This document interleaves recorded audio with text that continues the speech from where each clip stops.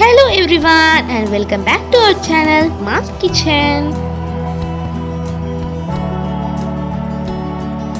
So இன்னைக்கு நம்ம சேனல்ல சூப்பரான மெது வடை எப்படி செய்யறது வாங்க பார்க்கலாம்.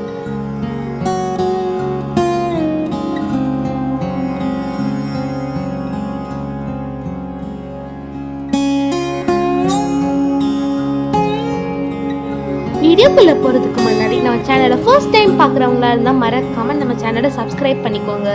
கூடவே பக்கத்தில் இருக்க பெல் ஐக்கானையும் கிளிக் பண்ணிக்கோங்க. அப்பதான் நம்ம போடுற வீடியோஸ் எல்லாம் இன்ஸ்டன்ட் நோட்டிஃபிகேஷனாக வரும். இப்போ வாங்க நம்ம வீடியோக்குள்ள போகலாம். உளுந்தை 7 to 8 மணி நேரம் நல்லா ஊற வச்சுக்கோங்க. ஊற வச்சு மிக்சியில் இல்லைன்னா கிரைண்டரில் நிறைய தண்ணி ஊற்றாம நல்லா கெட்டியாக இந்த மாதிரி அரைச்சி வச்சுக்கோங்க. ஒரு பெரிய வெங்காயம், ஒரு சின்ன கேரட், கொஞ்சமா இஞ்சி, கொத்தமல்லி, கருவேப்பிலை, பச்சை மிளகாய் இது எல்லாத்தையும் நல்லா வெட்டி வச்சுக்கலாம். இந்த உளுந்து மாவுல ஜீரகமும் மிளகும் பொடியா நம்ம செஞ்சு வச்சிருக்கோம். அதையும் நம்ம இதோட சேர்த்து நம்ம நல்லா மிக்ஸ் பண்ணிக்கலாம். கூடவே நம்ம கட் பண்ணி வச்சிருக்கிற பச்சை மிளகாய், வெங்காயம், கேரட், கொத்தமல்லி, இஞ்சி எல்லாத்தையும் நம்ம சேர்த்து நம்ம நல்லா மிக்ஸ் பண்ணிக்கலாம். இப்போ பாருங்க,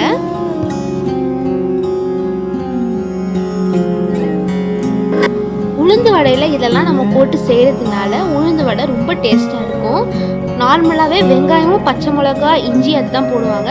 நம்ம இன்னைக்கு கேரட் போட்டிருக்கோம், கொஞ்சம் டேஸ்ட் நல்லா இருக்கும் அப்படிங்கிறதுக்காக நம்ம போட்டிருக்கோம். இப்போ பாருங்க, நம்ம நல்லா மிக்ஸ் பண்ணிக்கலாம்.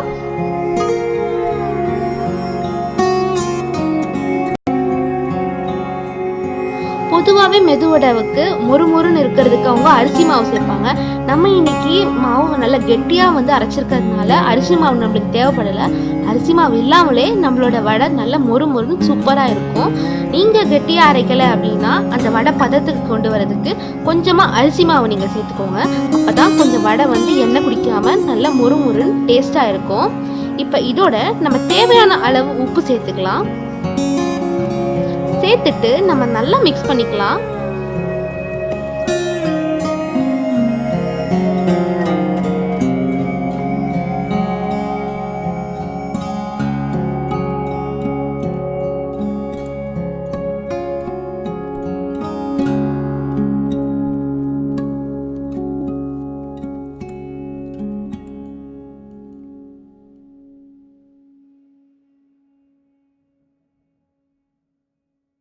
இப்போ நம்ம மெதுவடை மாவு சூப்பராக ரெடி ஆயிடுச்சு.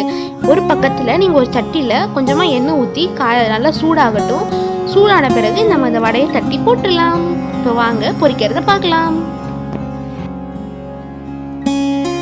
இப்போ பாருங்க, எண்ணெய் நல்லா சூடாயிடுச்சு. இதில் நம்ம கையில் ரவுண்டாக வச்சு நடுவில் ஒரு ஓட்டை விட்டு நல்லா நம்ம வடையை பொரிச்சு எடுத்துடலாம். இதே மாதிரி நம்ம எல்லா வடையும் பொரிச்சு எடுத்துடலாம்.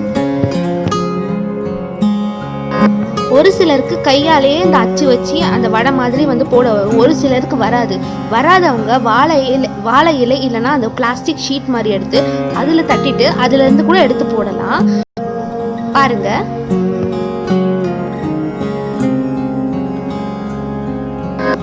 வடையை தட்டி போட்ட உடனே நீங்க கரண்டியை வச்சு கிளறி இல்லைன்னு திருப்பி விடக்கூடாது. ஒரு சைடு வெந்ததுக்கு அப்புறம் தான் நீங்க திருப்பி விடணும். பாருங்க, ஒரு சைடு வெந்துருச்சு, நம்ம திருப்பி விட்டோம். ஒரு லைட் பிரவுன் வந்ததுக்கு அப்புறம் நம்ம வடையை எடுத்துடலாம்.